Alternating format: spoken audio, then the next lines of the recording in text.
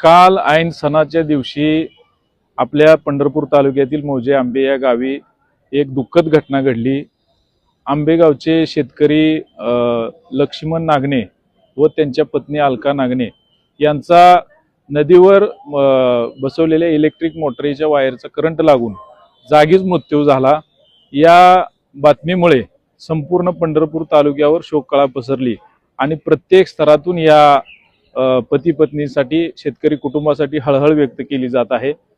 आज आम्ही तहसीलदार, तालुका कृषी अधिकारी आणि युनियन बँक ऑफ इंडिया यांच्याकडे आमच्या संघटनांच्या वतीने मागणी केलेली आहे। या शेतकरी कुटुंबाला तात्काळ शासनाची आर्थिक मदत मिळावी, या कुटुंबातील एका सदस्याला शासकीय सेवेमध्ये घ्यावं आणि जे काही त्याचं बँकेचं कर्ज असेल ते तात्काळ पूर्ण माफ करावं